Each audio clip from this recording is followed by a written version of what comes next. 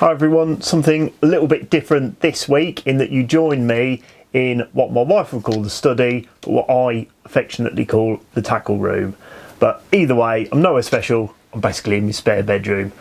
So what I want to talk about this week is loading up Wagglers with soldering wire, which I understand that's not a new thing. You know, quite a few people do load up their Wagglers with soldering wire, which we're talking like conventional type Wagglers here, you know, not like pellet Wagglers or anything like that. They're Wagglers that want to be able to hold on the line with float stops and then have some droppers down the line. So the biggest issue you've got with Wagglers is, you know, setting them up on the bank and stuff like that, and adding shot. You know, you don't want big locking shot on the line that's going to damage your line. Holding them with just float stops is obviously far better, but then if every Waggler takes a different loading, it just makes things more difficult. So I've come up with this way, so it doesn't matter to me which Waggler I put on my made up Waggler rod, whether it be a great big 20-gram splashing Waggler like this, a medium-sized Waggler, or like a little tiny kind of canal type Waggler. Every single one of these Wagglers that I'll clip onto the rod that I've chosen to use is going to be pretty much shotted perfectly. So in this video, I'm just going to show you how I do that. So first up, you've got to ask yourself, why would I want to have all my Wagglers set up like that? Well, first of all, it's speed. If you've already got your Waggler rod made up from one session to another, you can just clip a Waggler straight on and you're fishing straight away, no messing around changing the shotting. The second thing is it doesn't matter how well you've judged what size Waggler you need. At some point in the session, you may want to go up a size of Waggler or down a size of Waggler. You might want to put more line on the bottom, you might want a thicker tipped Waggler. So swapping Wagglers around is quite common during a match or during a session. So having them all shotted and loaded up the same, it just saves time and makes things a lot quicker and easier. Right, first step is to make yourself up a test link for shotting the Wagglers up. So this isn't the setup that I fish with on the bank, that is just used for shotting them. So I've just got a snap link swivel for attaching the Wagglers, and I've decided on how much loading I want down the line. So all of my Wagglers take, what is that, 5, 6, 7, 8 number 8 shot as a total capacity. That doesn't mean I'm going to shot all my Waggler rods with 8 number 8s, that just means that's the total shotting they're going to have. So, you know, if it's a great big Waggler going on like a 14-foot rod for fishing at long range, that will have 8 number 8 droppers on it. But if I've got a little 11-foot Waggler rod made up, you know, for chucking a Waggler about on a canal or a drain or something like that, then that may well have like number 10 droppers. But then I'll then build up the weight then with a few number 8s as well. But either way, every Waggler will want to take that total amount of shotting. Right, the second step is to start off with the Waggler that you want to load up. So just clip that on to the snap link swivel, and all I do is then get some solder wire. It is nothing special. I've absolutely no idea where that came from. I think that is years and years old, but I've just got a great big long spool of it. All you do is cut off a decent length of it like that, and I'll just hook that over the Waggler attachment like that, and I can now then drop that into a shotting tube exactly the same as if I was shotting a pole rig.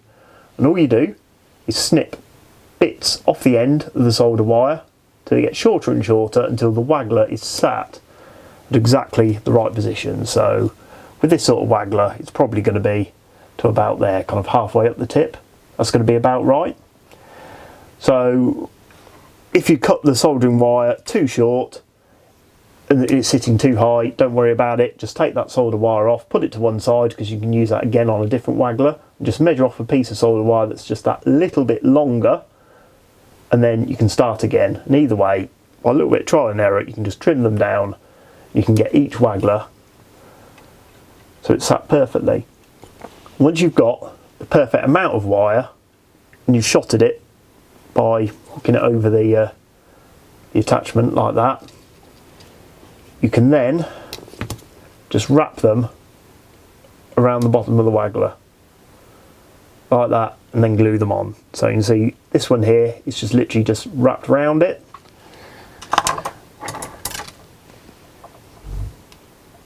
See this kind of design, it's wrapped round on tightly as well and glued.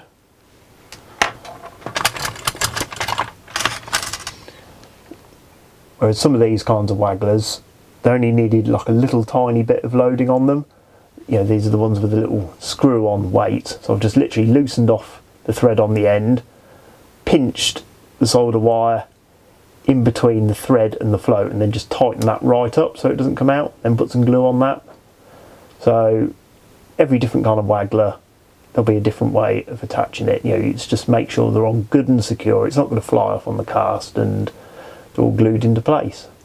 Right, so I've now got my collection of Wagglers. They're all fully loaded up. The Waggler rods are already made up in ready rod bags. It doesn't matter which Waggler I clip on to which rod, they're all going to be shotted perfectly. But the issue then comes with plumbing up. So how do you plumb up with a fully shotted Waggler? That's, anyone who knows, who does a lot of Waggler fishing will know that that is quite tricky. So the way I get around that is I have just one of these made up, and that is my plumbing up Waggler. So all I've done is clipped on my loading up snap link swivel on the bottom of that with the shot, and then added just enough solder wire so the float stands up. Like, you know, any Waggler with no shotting on it, it's going to sit there flat on the water. So I've just added just enough solder wire so it just about stands up. It's just going to sit there at a little bit of a funny angle, and at the point it does that, I've then painted that all orange. So what that will now do is if I clip that onto one of my fishing rods, cast that out, it's just going to sit there like that with just that orange above the water. And I can then clip on a plummet and cast out. So if I cast out and the float disappears completely, I'm obviously well off the bottom. If I cast out and it's sat there, then I know I've got a load of line on the bottom. If, however, the float sits anywhere round there, then I know that I'm pretty much dead depth. You know, if I really want it absolutely dead depth, I can just keep going till the Waggler sits there, and you know you've got the perfect depth. You can then mark that depth on the side of your rod, you know, by hooking the hook up on the bottom of the keeper ring, mark where the top of the Waggler goes on the rod with a little bit of Tipp-Ex, just the same as you would on a pole rig. And then when you clip on one of your fishing Wagglers, which may be a slightly different length, you can just move it up so the tip lines up exactly with the Tipp-Ex mark, and you're away and fishing. So there we are, just a real quick, easy and effective way of shotting up all your Wagglers. It may seem like quite a long-winded way of doing it, but as you can see, I've got a massive great fistful of Wagglers. I made up all these a few years ago now. I honestly think it only took me probably about an hour and a half, maybe 2 hours, to load up every single one of these Wagglers. And those couple of hours, it's obviously saved hours and hours on the bank and messing around at home since shotting up Wagglers. So I think it's something really worth doing. If you've enjoyed this video, then please make sure you check out my others in my Tackle Talk series. Please like the video and subscribe to my channel, because all these little bit of extras, you know, they really help me out and help me to produce more videos. So thanks very much, everyone.